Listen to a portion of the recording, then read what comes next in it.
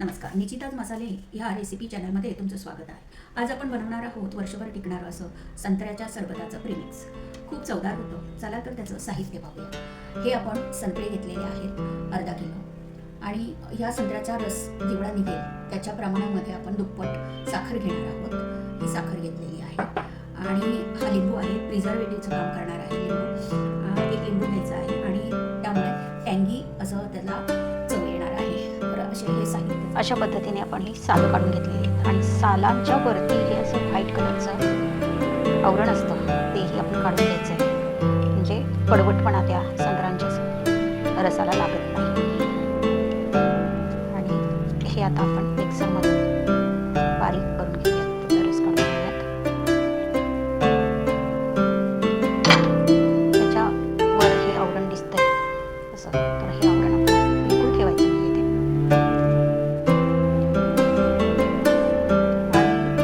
सालांमधलं B J पोळीमध्ये बी असतं तेही आपण रसामध्ये येता कामा नये, त्यानेही आपला रस हा कडवटपणा येईल त्याला, तर ही आपण काळजी घ्यायची आहे. असे सगळे सोलून झालेले आहेत आपले हे. मिक्सरमध्ये आता या मिक्सरच्या भांड्यामध्ये आपण, हे ज्युसरचं भांडं आहे मिक्सरचं, तर अशा भांड्यामध्ये आपण टाकून ज्यूस करून घेऊया. बिया वेगळ्या राहतील त्याच्यामध्ये आणि ज्यूस वेगळा येईल.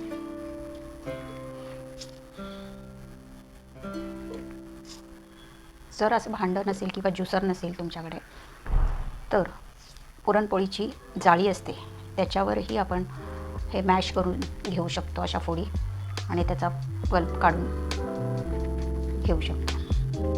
अशा पद्धतीने मिक्सरमध्ये आपण हे संत्र्याच्या फोडी घालून घेतलेल्या आहेत मिक्सरच्या भांड्यामध्ये आणि ज्यूस बनवून घेऊया. आता हे ज्यूस तयार झालं आहे, आपण गाळून घेऊया.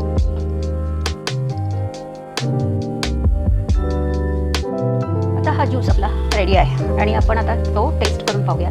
त्याच्यामध्ये बिलकुल बारीकसुद्धा आपण बी ठेवलेली नाही आहे, तर टेस्ट केल्यानंतर आहे तुरट आहे, आंबट आहे, त्याच्या प्रमाणात आपल्याला ती साखर यूज करता येईल.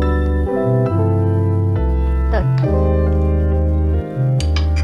हा आंबट आहे त्याच्यामुळे आपल्याला थोडी दुपटीपेक्षा जास्त साखर याच्यामध्ये यूज करावी लागणार आहे. म्हणजे हे 2 कप असेल तर आपण 4 कप हे साखर घ्यायला लागेल.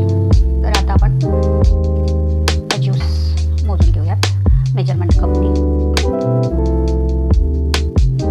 हा 1 कप, 2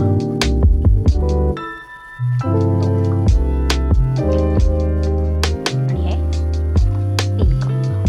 तर आपली 3 कप ज्यूस झालेला आहे. तर आपल्याला आता 6 कप साखर घ्या. आपण साखर मोजून घेऊयात त्याच कपात.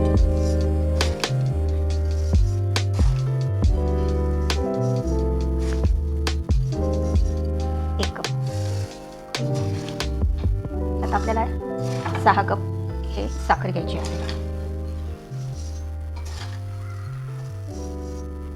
2 कप,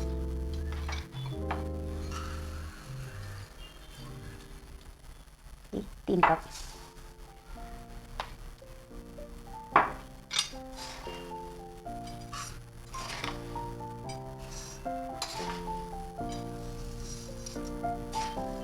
4 कप,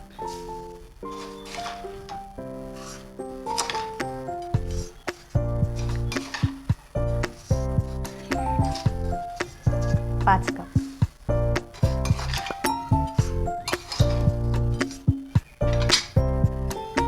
6 कप. ही अशी आपली 6 कप साखर झालेली आहे. कारण हे थोडं आंबट असल्यामुळे आपल्याला दुप्पट साखर वापरलेली आहे. आता हे छानपैकी मिक्स करून घेऊया आणि त्याच्यामध्ये आपण आता लिंबाचा रस, आता हे 3 कप झाल्यामुळे आपण लिंबाचा रस, हे 2 लिंबांचा रस हे काढलेला आहे आणि तो आता आपण त्याच्यामध्ये मिक्स करणार आहोत. यामध्ये तुम्हाला फूड कलर यूज करायचा असेल तर यूज करू शकता. हे 2 लिंबांचा रस आता आपण त्याच्यामध्ये घालून घेऊ.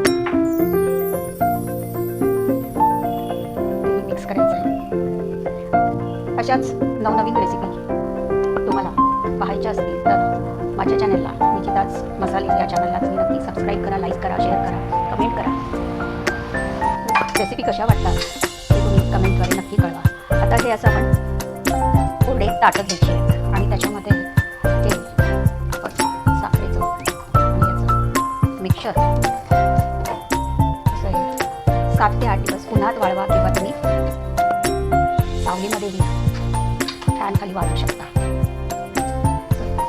पातळ पसरवायचं आहे म्हणजे ते लवकर वाळेल. असे 7-8 ताटं आपण ही घेणार आहोत आणि त्याच्यामध्ये ते मिश्रण पातळसर पसरवून छानपैकी सुकवून घ्यायचं आहे. जसे की 4-5 ताटांमध्ये मी हे टाकून असं उन्हात पहिला दिवस आहे अशा पद्धतीचं हे मिश्रण घट्ट झालेलं आहे. पाहता तुम्ही, हे पहा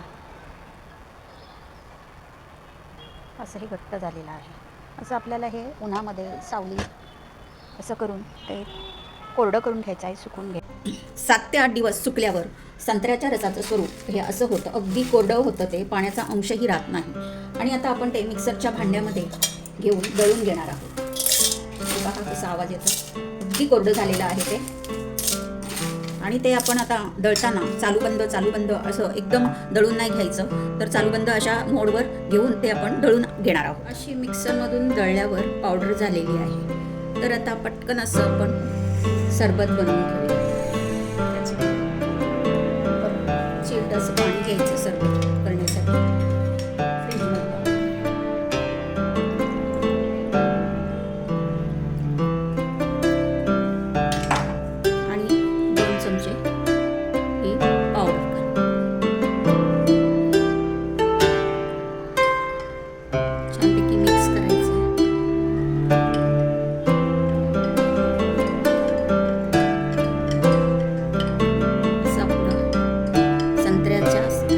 रसाचं प्रीमिक्स त्याचं सरबत तयार आहे. तर केव्हाही आपण ते बनवू शकतो. आणि हे कोरड्या बरणीमध्ये आपण भरून ठेवायचं आहे. अशा पद्धतीचं आपलं संत्र्याच्या रसाचं प्रीमिक्स तयार झालेलं आहे.